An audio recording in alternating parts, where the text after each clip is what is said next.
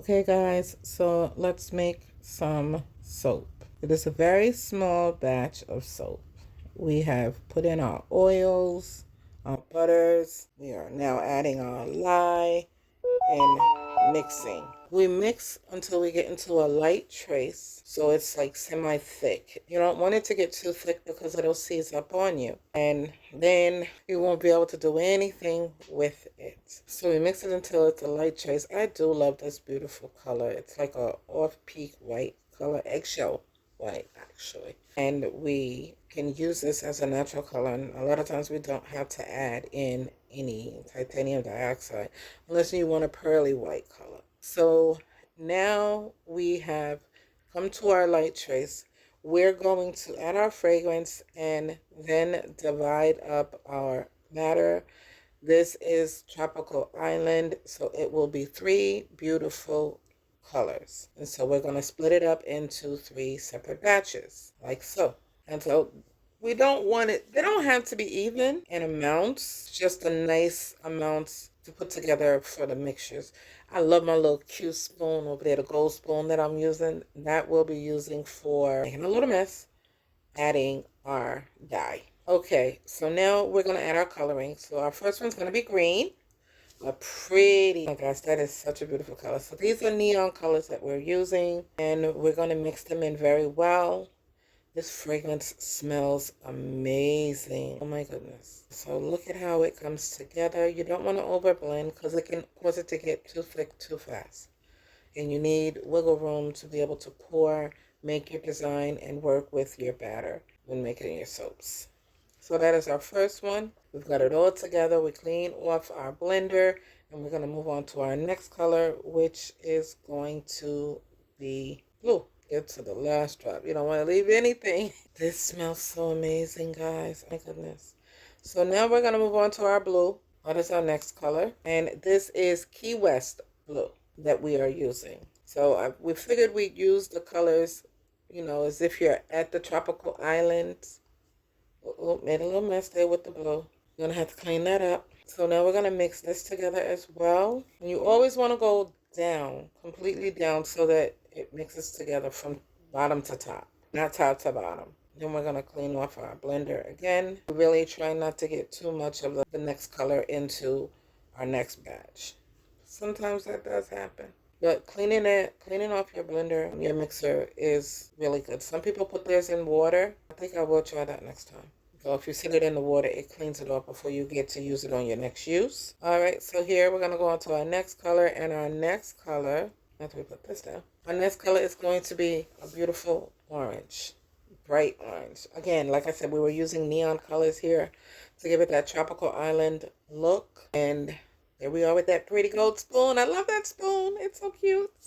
So small. This is going to be a beautiful bright orange. You're going to love this color once we mix it together. Okay, here we go. Remember, bottom to top is how we work it. And we go in circular motion so that we get every corner. Give it a good stir, and then we're going to clean off our blender, and we're going to set it aside.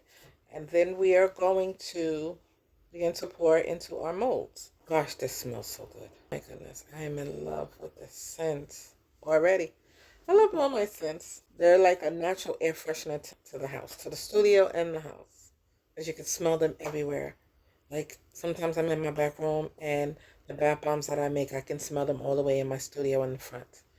Give it a good stir, and now it is time to pour this into the mold. We pour it in one by one. We don't pour them all at one time because we're looking for a different design in every soap that we make. So here we go with our pour. And we're going in with our first color. Okay, here we come. Some of the orange splash. That's why you see it on the side of the container. And we're doing a pour each one.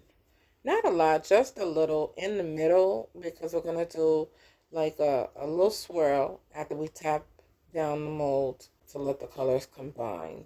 This is going to be beautiful when we cut it too. I cannot wait to cut into it to see what it looks like. Each soap gives its own design when you, depending on how you pour. When you're close and you tap, it's like a water The further you up, the more deeper it'll go in, combine itself together. So it's a beautiful thing when making soaps. You never know what your design is going to be, but you do know that it's going to be beautiful when you get done. And I know it looks like a mess, y'all. Please forgive me. Let's see. Here we go with the tap. Okay, and then we're going to go back to pouring again.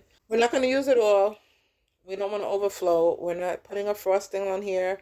We're gonna put the leftover batter into like dollar bill drops, and those will be sample soaps that will go out to in orders and given out to customers. I get a lot of deliveries, so I like to give them a little sample. And then we're doing a small mixture because again, we don't want to overflow it, and we're not doing any frosting toppings. So that's why we're doing it like this. I think it's cute already though. I really do. These colors are amazing.